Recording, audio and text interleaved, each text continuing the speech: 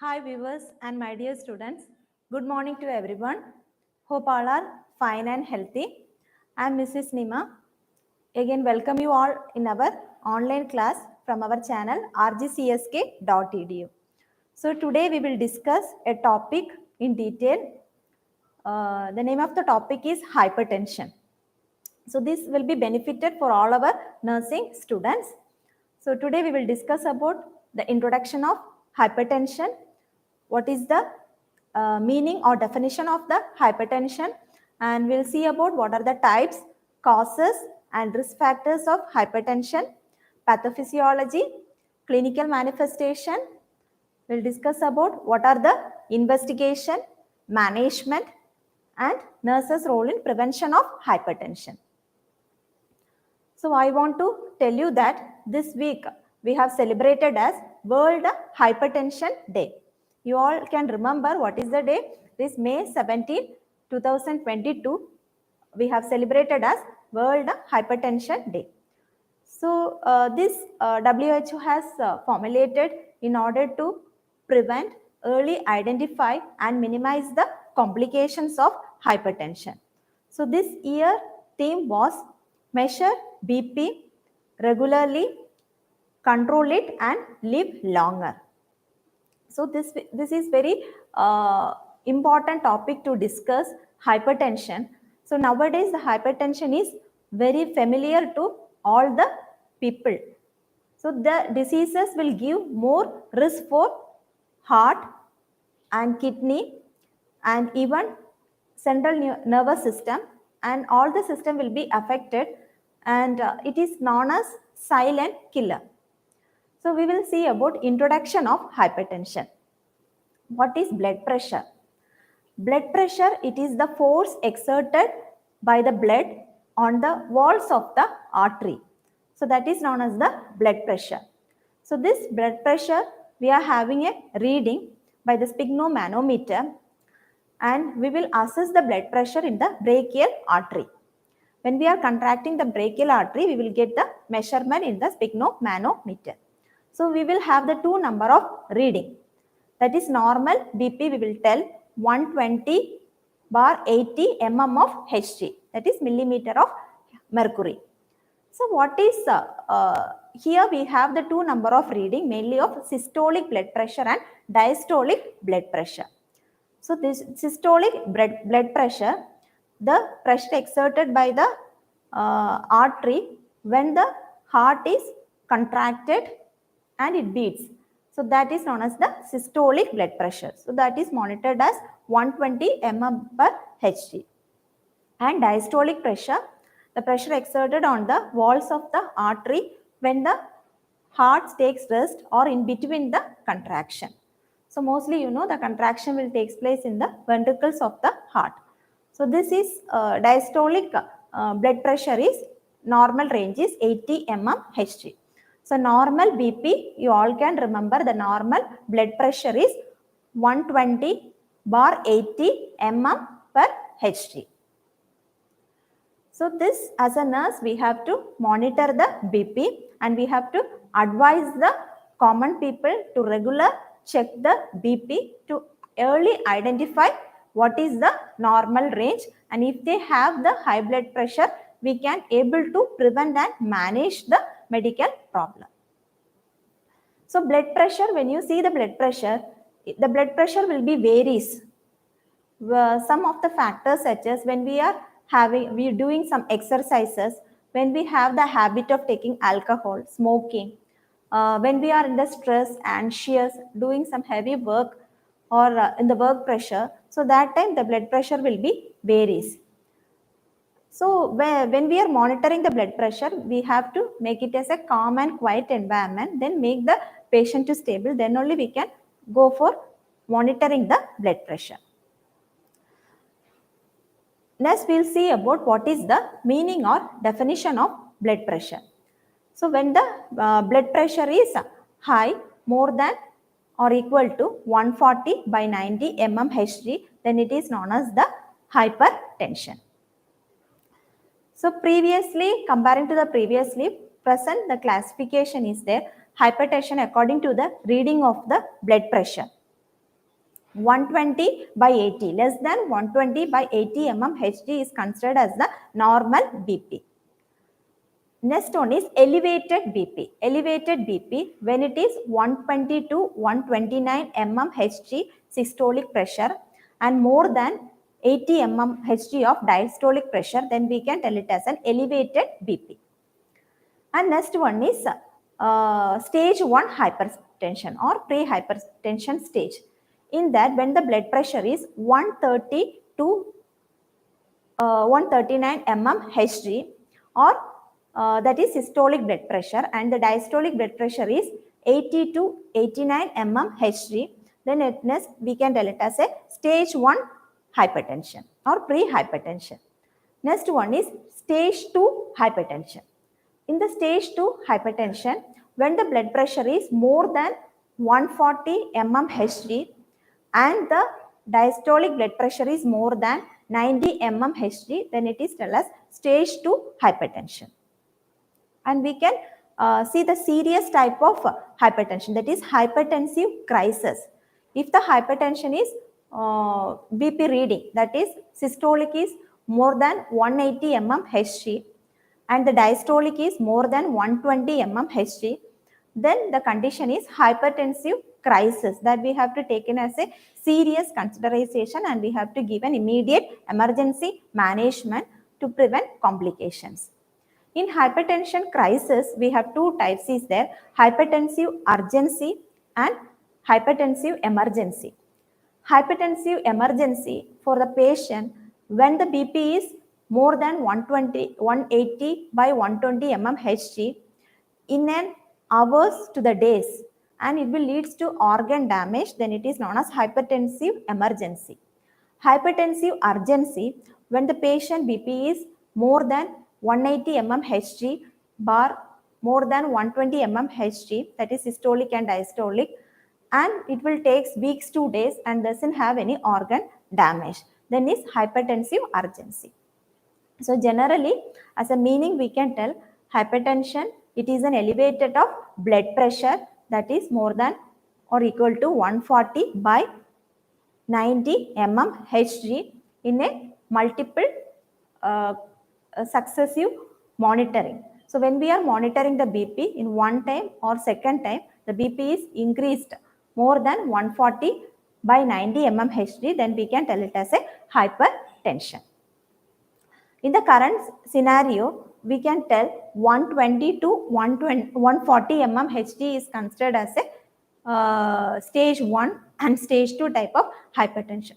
So as a nurse, when we are monitoring the BP, we have to see what is the stage of hypertension for the patient. Whether the patient is having normal range, whether the patient is having elevated range of hypertension, whether the patient is having stage 1 or pre-hypertension, the next one is stage 2 type of hypertension or severe type of hypertension. So according to that, we can give nursing care for the patients. Next, we will see what is the main incidence of hypertension. Incidence of hypertension globally, 1.28 billion of cases we can see of this medical condition, hypertension. So hypertension, the age factors, when you see 30 to 69 years of age group, 1.28 billion cases is present globally. And in that, 46% of the cases is unaware of they are having the hypertension. And less than 42% of the cases, they are coming for treatment and getting management of hypertension. And when you see the gender, male are more getting hypertension than the females. And in the WHO, they have coined that within 2030, we have to reduce the prevalence of this non-communicable medical disease, hypertension, and minimize the risk of complications of hypertension. Next, we'll discuss about what are the general causes of hypertension. So before going to the causes, we can divide the hypertension into two. One is primary hypertension and another one is secondary hypertension. So most of the 90% of cases in the clinical, we can find out that is a primary causes of hypertension. Main cause idiopathic in nature, and mainly that will not related to medical illness, not associated with medical illness. That is the primary hypertension. So primary hypertension is otherwise known as essential hypertension. This is the commonest one, and this is an idiopathic or unknown etiology, or doesn't have associated with any other medical illness. So here some of the causes for getting primary hypertension. So first I told mainly that is unknown etiology. Second one is age. Age is more than 65 years, or nowadays adult more than 30 years itself they are getting the hypertension. And another one is sex. Males are more risk for getting hypertension than the females. And another one is race. African people are having the higher incidence and prevalence of hypertension. And low socioeconomic group or low income countries, they are having more hypertension. 2/3 of the populations of the world from the low socioeconomic status, they are having the hypertension cases. And next one is dietary. If they have increased intake of salt, dietary intake of excessive salt, more than 5 grams per day if they are taking, or more than 15 grams, so then they are more risk for getting hypertension. And if they are taking more of trans fat and cholesterol or fried items, junk food, so these type of cases. And sedentary lifestyle, if they don't have any exercises and they have the sedentary lifestyle. And obesity. Obesity, if the person having more than body mass index, that is more than 24, 18.5 to 24, or more than 24, is considered as risk for getting hypertension. And if they have the habits such as alcohol, smoking, tobacco, excessive intake of alcohol, excessive use of smoking and use of tobacco, they are more risk cause for getting primary type of hypertension. And another one is if they have inadequate exercises and work pressure or stress. Stress also will leads to increase cause for getting the hypertensions. Work stress or any type of stress, that will leads to hypertension. And caffeine intake. If they have the history of taking more caffeine, they are also risk for getting the hypertension. So these are the major causes for getting the primary hypertension or essential hypertension. Then next we'll see about secondary hypertension. Secondary hypertension mainly associated with medical illness or drugs. If the cases they are taking more, they are having the history of medical associated medical illness, for that reason they are getting the hypertension. So we'll discuss what are the causes of getting secondary hypertension. Secondary hypertensions like cardiac diseases, mainly of coronary artery diseases. These coronary artery diseases, congenital narrowing of the arteries, blocking of the arteries, that will leads to hypertension. Second one is kidney diseases or renal diseases. Renal mainly parenchymal renal diseases, any tumor in the renal system, and they have any polycystic kidney diseases. This will affect the production of renin, aldosterone mechanism will be affected, and the person will go with increased BP. And third one is disease conditions such as obstructive sleep apnea. Obstructive sleep apnea, one of the cause for getting hypertension. During the sleep, the person will not able to take breath. If they are not able to take breath, adequate blood supply will not be there. That also leads to hypertension.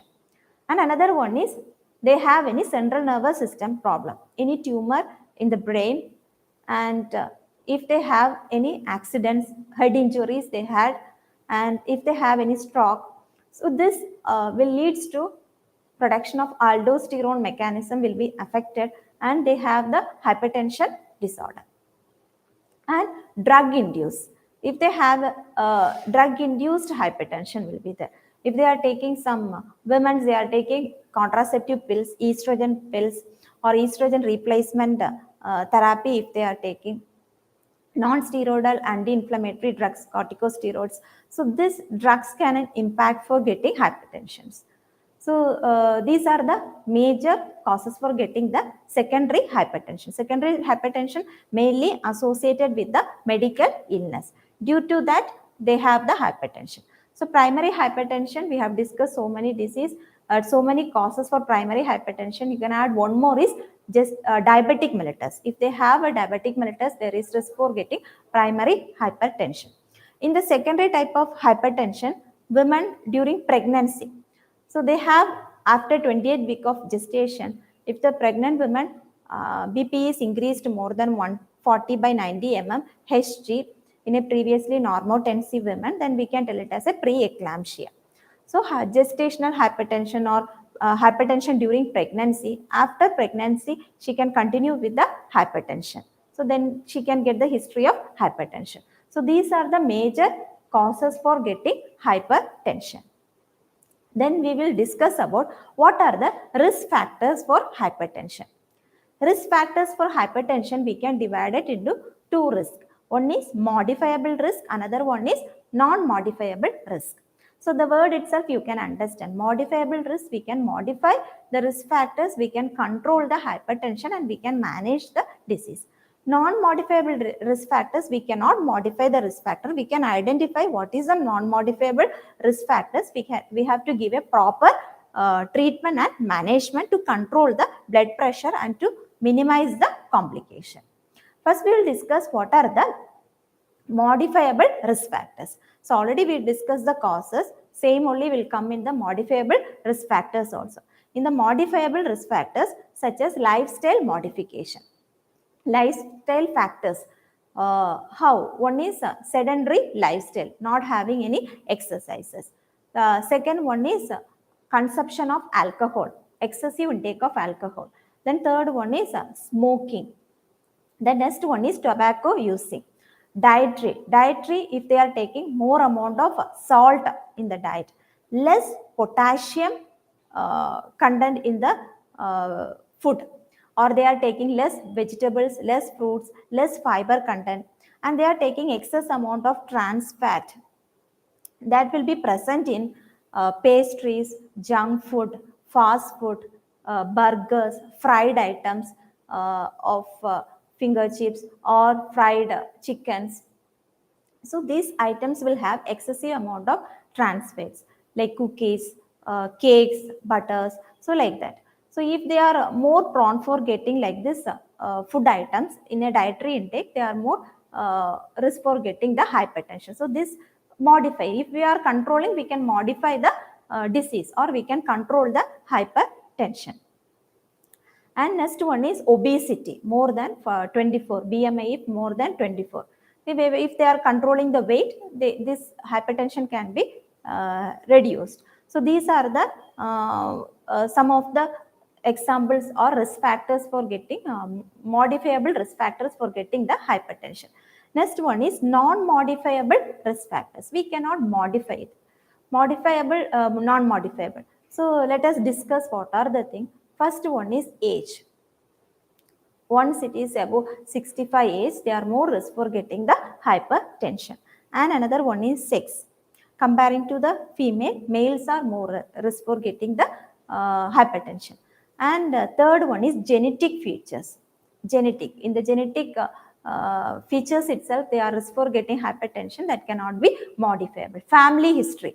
If the parents are having the history of hypertension, their offsprings, they can have the present cases, they can get the hypertension. Family history, that cannot be modifiable. So these are the race, African race or any some particular races, they are more risk for getting hypertension. So these are the two types of risk factors. One is modifiable and non-modifiable. You can remember.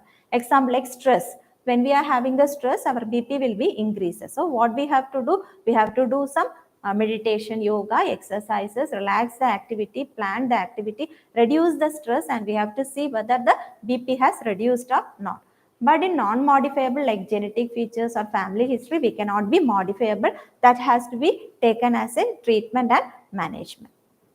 So these are the risk factors. Next, we will discuss about what is the pathophysiology behind the hypertension. Pathophysiology, mainly the BP is controlled by sympathetic nervous system, vascular endothelium, regulation of the kidney and regulation of the endocrine system. This will help to control the BP. When we have the causative and risk factors or idiopathic reason or causes like increased intake of salt or increased intake of caffeine or alcohol or smoking, or the person is having severely stress, what happened, that will stimulate the sympathetic nervous system. This sympathetic nervous system will gives the message to the heart to do the work fast, increases the heart rate, cardiac output, that will be increases. This will stimulate the peripheral arteries, that is endothelium, and this will stimulate the secretion of endothelial factors such as growth factors or epidermal growth factors. This will produces the chemicals that will narrow in the arteries and leads to increases the blood pressure. And in the kidney, what happened, that will secretes more amount of renin. This renin will induces the increases of blood pressure. And another one is endocrine, the aldosterones in the adrenal cortex. The any of the causes that will stimulate the secretion of aldosterone. So this aldosterone also will increases the BP. That is mainly due to the renin-angiotensin mechanism. So the angiotensin 2 converting enzymes will be increases, that will produces stimulation for the adrenal cortex to produces the aldosterone, that will have the impact of increasing the hypertension. There will be having a retention of sodium in the body, water in the body. As a result, the patient will have hypertension. So the regulation of the BP mainly controlled by sympathetic nervous system and endothelial vascular endothelium, and regulation in the kidney and regulation by the endocrine. So when this system is affected, the person will have hypertension, increased blood pressure. Next, we'll discuss about what is the clinical manifestation of hypertension. I told primary hypertension or essential hypertension, that is the commonest 90%.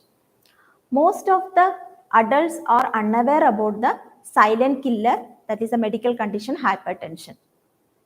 So we should be very much aware about what are the clinical features, the symptoms that happen during the hypertension. So mainly the symptoms such as early headache will be there. The patients will have the complaints of headache, dizziness, fatigue, and tiredness, and they will have excessive palpitation, increased heartbeat, excessive palpitation will be there, sweating, and sometimes in severe cases they have the chest pain or angina can be seen.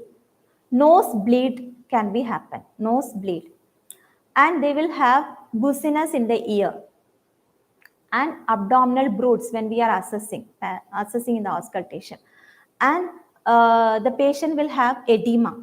Sudden weight gain can be happen, weight increases the weight gain, and puffiness, facial puffiness, round face will be there, periorbital edema, and tightness of the ring fingers. If they are putting the ring will get tightness, the fingers, because of the edema, and they can have the pedal edema. So generalized weight gain can be assessed for the patients, they will complain, and they can have dyspnea or breathing difficulties.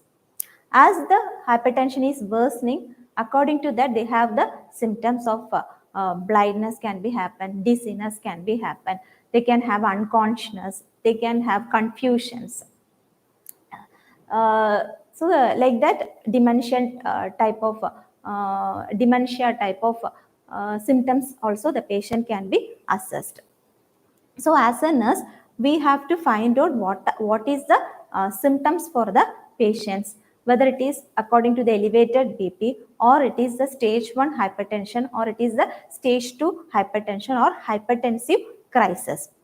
If they have damage for the central nervous system or the heart or for the kidney, according to they will have the symptoms. If they have rupture of the blood vessels in the brain, they can have the symptoms of stroke. So that we have to focus. If they have the cardiac function is affected, angina, chest pain, so like that symptoms the patient will have. If the kidney is affected, they will have decreased urine output. So like that we have to assess the signs and symptoms for the patients. Next, we will see the investigation. So investigations, mainly first one is history collections. Generally, we have to collect the history.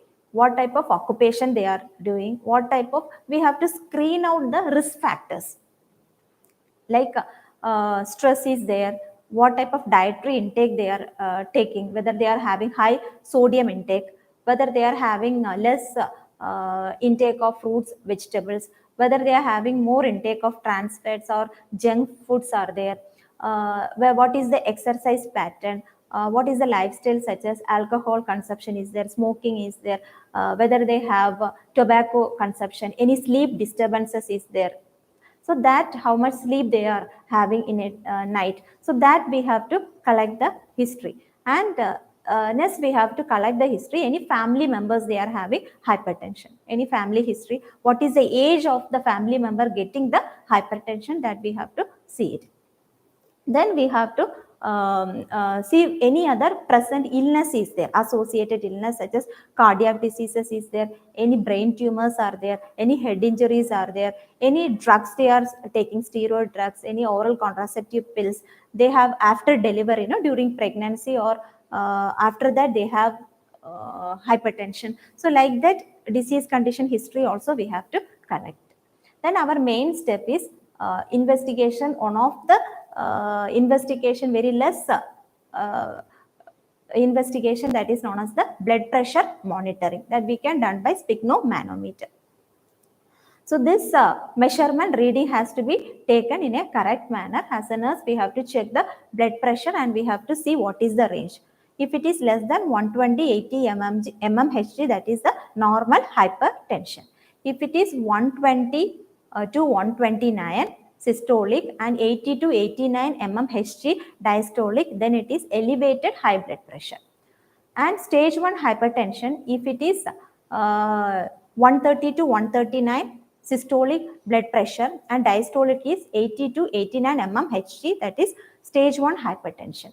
Next one is stage 2 hypertension. If the BP is more than or equal to 140 mmHg or more than or equal to 90 mmHg, then it is known as the stage 2 hypertension.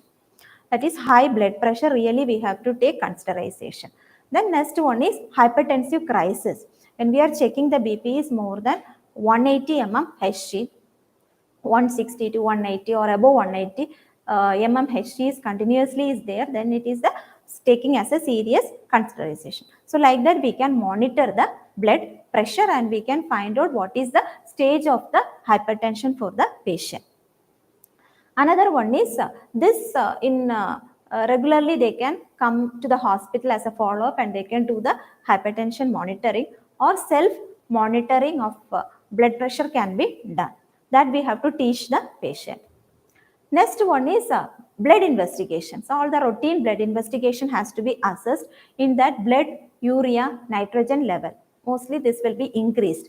Creatinine level will be increased if they have a kidney problem. And we have to take the ECG and brain analysis has to be done. So this has to be see whether any cardiomegaly is there, heart problem is there, or brain problem is there, that we can be assessed when we are using the monitoring.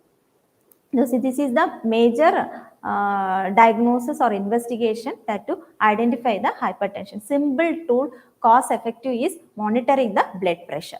So this the patient should not be fear to come to the hospital, or self itself they can monitor and they can regularize the BP. Next, we will discuss about what is the management of hypertension.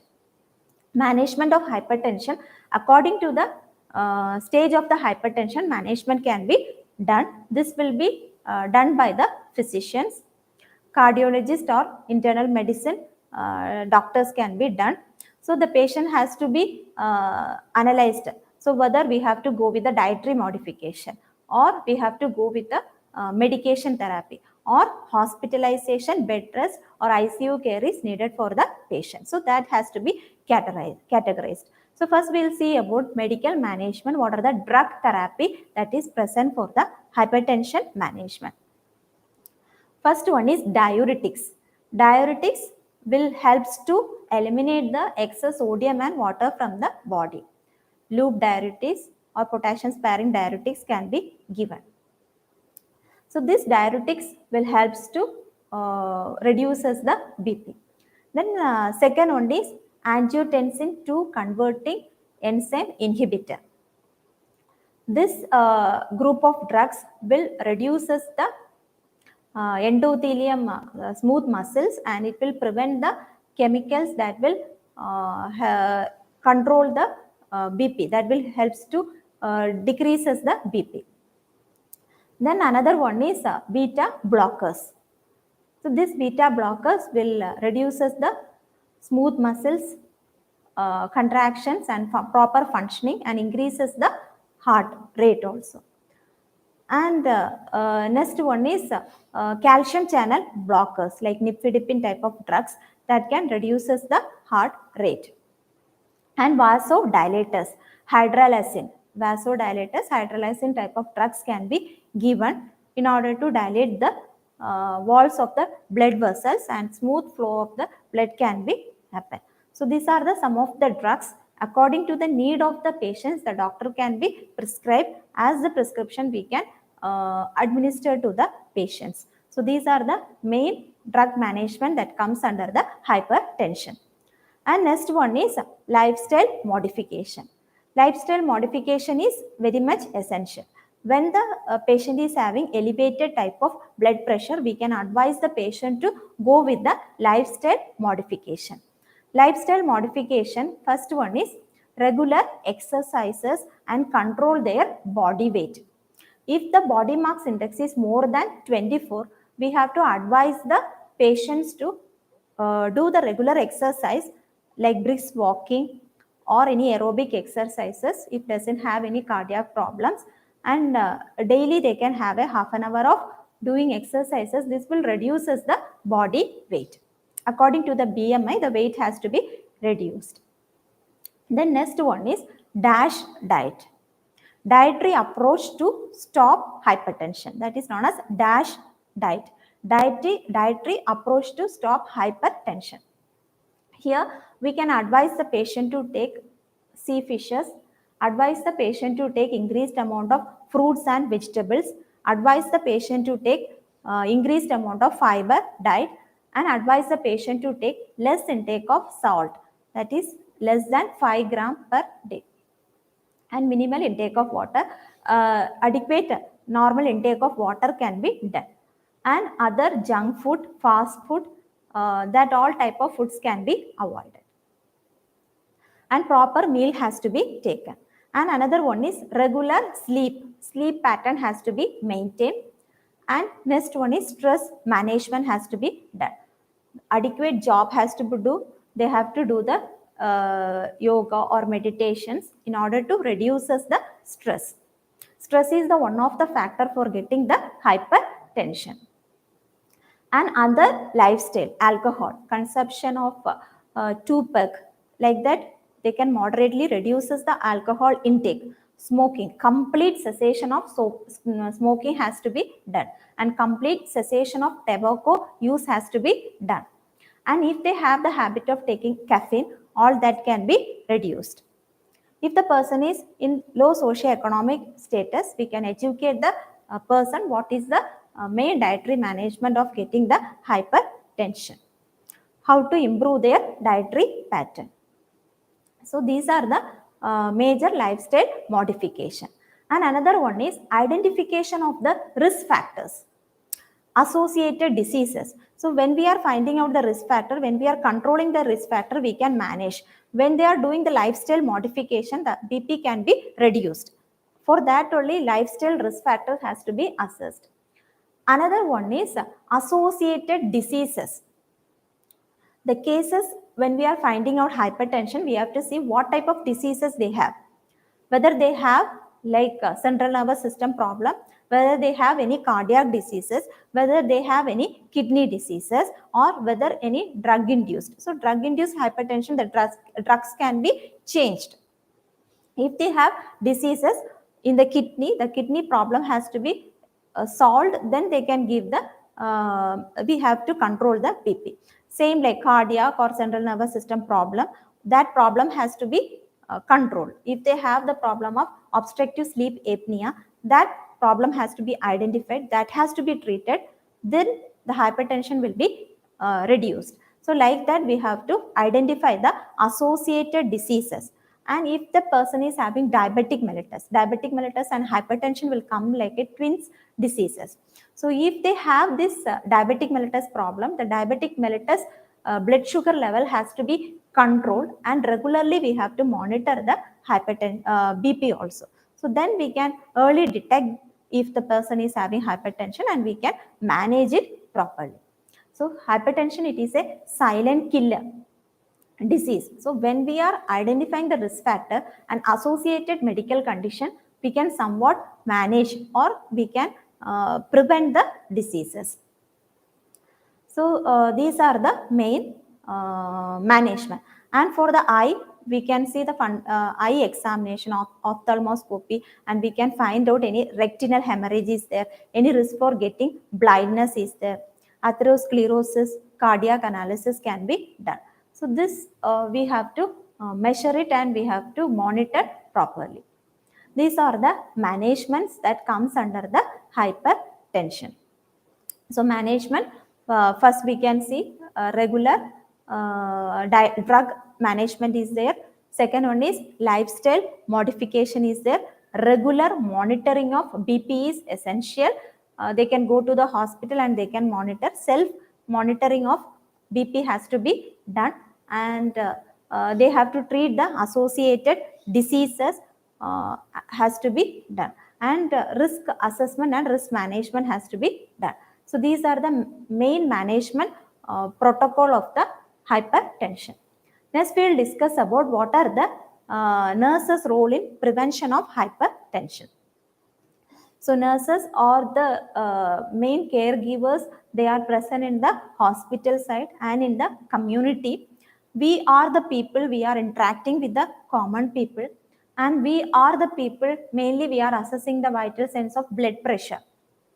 As a nurse, as our nursing role, we have to give more awareness to the society and the community people about this silent killer hypertension, and how they are identify the hypertension risk factors and associated diseases. When these risk factors are identified, they can control it very easily, and the disease condition when they are identifying, that can be managed it, and we can prevent the somewhat the hypertension. So as a nurse's role in the hospital side, we have to assess the patient regularly BP. If they have the hypertension, monitor the BP, record the BP, and give information to the doctor. The next one is we have to see the clinical symptoms of hypertension. Clinical symptoms like headache is there, edema is there, dizziness, palpitation is there, dyspnea is there, any nose bleeding is there. So we have to vigilance enough to identify this is the symptoms of the BP. Sudden weight gain, sudden puffiness of the face, roundness of the face, deposition of the fat of in the supraclavicular region. So these all we can monitor whether the patient is in hypertensive crisis. We have to monitor the BP, and we have to classify what type of BP is there, whether it is elevated BP or stage 1 hypertension, stage 2 hypertension, and hypertensive crisis. Or we have to see whether this case is primary hypertension or secondary hypertension. Next, in our clinical area, our level has to see all the measures, investigations, and we have to record it. We have to support the patient. We have to make the environment calm and quiet. very calm and quiet environment is needed for the patients to take rest in the hospital. When they are taking a proper rest, their BP can be reduced. And next level is we have to give the drug therapy according to the doctor prescription. Correct time we have to monitor the BP and we have to give the antihypertensive drugs in order to control the BP. Next, our skill, we have to assess for any complication. We have to see the system of cardiac system. Then next we have to see the central nervous system, kidney and other diseases. This mainly, the hypertension mainly will affect the heart, brain and the kidney. So this any clinical features is there in the heart, angina, pain is there, or in the central nervous system, any stroke is there, we have to assess, or in the kidney they have any problems of decreased urine output. So urine output chart has to be maintained, intake output chart has to be maintained, and we can monitor very easily any problems or complications. So what are the complications? Complications, the patients will get the complications of chest pain, that is known as the angina. Second one is cardiac arrest, a sudden collapse of the heart. Then cardiac failure, the heart cannot be pumped enough blood to the different areas of brain or kidney. So that systems will be affected, that is known as the cardiac failure. And they will have retinal hemorrhage, renal failure, the death of the patient. So these are the major complications related to hypertension. So as a nurse, we have to monitor whether the patient is having any complication. Next one is those group of patient having disease condition like diabetic mellitus or central nervous system or kidney diseases, that has to be segregated, and that disease has to be treated according to the doctor's order, and we have to monitor it properly. And last one is whatever the modifiable factors is there, we have to give more and more awareness for the patients, those who are coming in hospital or the community. Check BP regularly. Regularly they have to check the BP. This is the less cost effective tool, minimal painful procedure, no painful procedure, so that they can take the BP. So BP has to be always done in calm and quiet environment. Immediately after taking alcohol, immediately after taking smoking, or immediately after taking caffeine, or in that time they should not do the assessment of BP. So that screening has to be done, and all the lifestyle modification has to be done. So we have to educate the common people, avoid alcoholism, avoid smoking, and avoid tobacco intake, and reduces the intake of salt, caffeine, reduces the intake of trans fat that is present in the junk foods and the fast food. Adequate good healthy diet such as increased intake of fruits, vegetables, that includes more amount of potassium content. Potassium is essential to prevent the hypertension. So potassium rich foods can be taken by the people in order to prevent the hypertension. And we can advise the patient to reduce the stress by doing the yoga, meditations, that can be done.